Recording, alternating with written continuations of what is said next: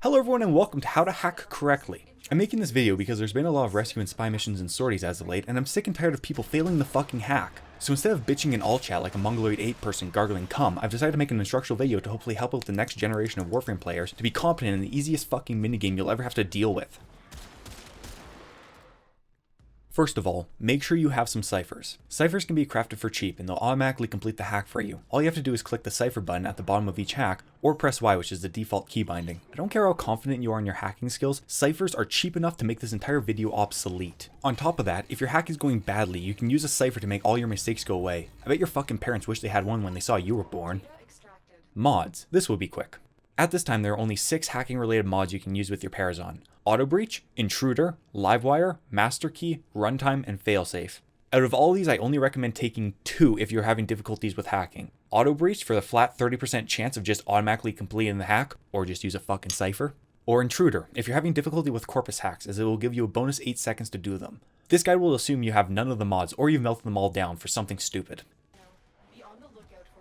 Grineer hacks are found in Grineer missions. That just makes fucking sense, right? Once the terminal is active, it'll come up with a round amber colored circle and 3 to 8 pins. A selector will be moving around the outside of the circle, highlighting each pin as it passes. To complete the hack, all you need to do is hit spacebar in time with each pin as it is highlighted. This will cause it to move towards the center of the circle and lock in. When all pins are locked in, the hack is completed.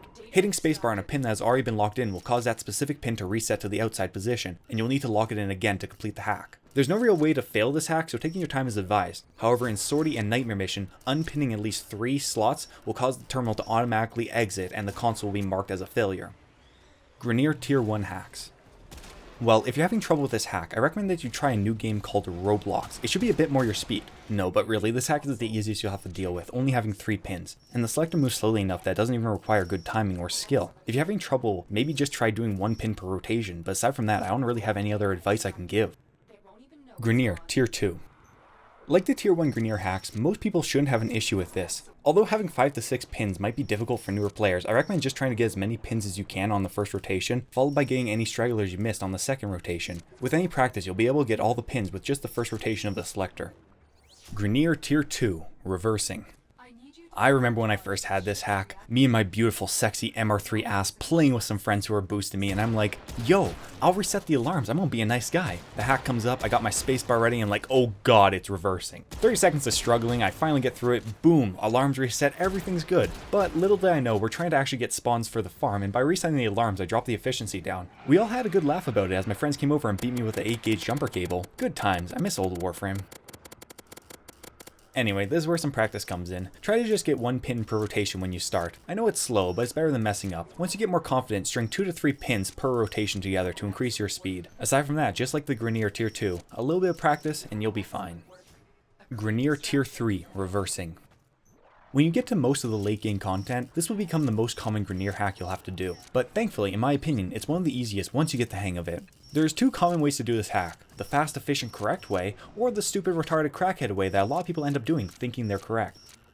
Starting with the dumbass way. After locking in the first pin, the selector will reverse and you get your second pin next to the one you just locked in, back and forth in an expanding semicircle until the hack is complete. Don't get me wrong, it works fine, and generally speaking this is one way of doing it. With all the dead time that you have between each pin, you can just jerk yourself off in the process. But Warframe is an optimization game, and by using the correct technique, you're able to shave whole fractions of a second off your hacking time, which will add up to whole minutes that you can be doing other shit away from Warframe over the years.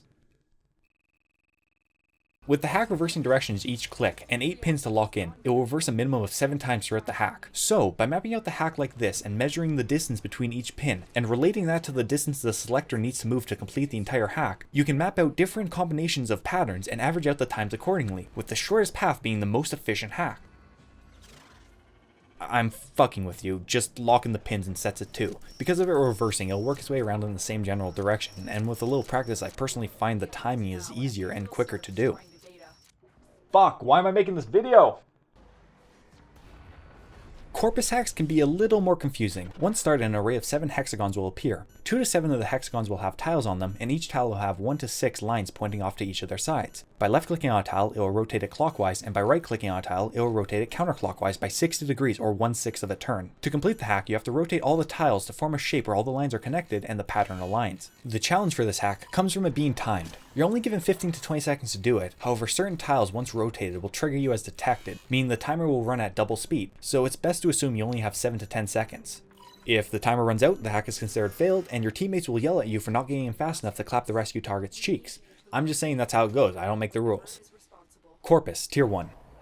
This consists of 2 to 4 tiles, usually in a relatively easy pattern. Like the Tier 1 and Tier 2 Grineer hacks, most players shouldn't have an issue solving it intuitively. When learning, I recommend only using your left click to turn the tiles. Even if it means you'll have to turn the tile 5 times instead of 1, it will keep you from getting confused and panic turning the wrong way when you're still learning how to hack.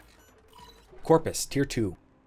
When you get to layer game content, this will be the most common Corpus hack you'll have to do, consisting of 5 to 7 but usually 7 tiles. When you're first faced with this hack, it can be intimidating, almost like it's Christmas and your creepy old Uncle Ted gave you a bottle of lube and said he has an agent surprise for you in the downstairs bathroom. But I digress. Once you start the hack, your best bet is to ignore the center and start with the edge pieces. All edge tiles have to point inward, so rotate the wide angles first as they only have one possible orientation. Once you've finished all the wide angle, move on to the narrow angle edge tiles and rotate them so one line points towards the center and one line points towards its adjacent edge tile. After all the angle tiles have been completed, do any single lines as they should only have one possible orientation at this time. Finally, rotate the shit out of the center tile until the hack is complete. If you've made a mistake, chances are there's not enough time to fix it at this point, so just go straight for the cipher and save yourself from failing the hack. After the hack is done, curl up, begin to cry, and wish you had a cipher for real life to get rid of Uncle Ted all those years ago. And that should be it. Everything you need to know for hacking. Oh, strange. I could have sworn I had something here in my script about extra notes. Let's just take a quick look. Oh, check here. Console type Corpus. Yeah, I went over that. Console type Grineer. Yeah, Organ. Oh, no one gives a fuck. Ciphers. Yeah, I did those. Here we are, my extra tips. While hacking, a player is vulnerable to attack. It's best to clear out a room or have teammates to protect you while hacking. Being invisible is a great help in higher level missions like sorties too. If you have a cipher, you can press Y. Oh no, I covered that already. Don't need to do that again. If you're having trouble, the intruder mod can. Oh no, I covered that too. Nice. Using an air support charge with the. Fuck it. Close enough. I don't need this extra shit. And with that said, you know pretty much everything you need to know. Thank you for watching my first Warframe video. Probably won't be my last one too. Goodbye. Wait, I just remembered something. Why the fuck in survival missions does Lotus say trigger the alarms when you're ready, but if you fail that hack, it actually doesn't trigger the alarms? You have to succeed the hack to trigger the alarms to make the enemies aware that you're there? Like, what kind of fucking ass backwards logic is that? That's always bothered me, and I don't get why.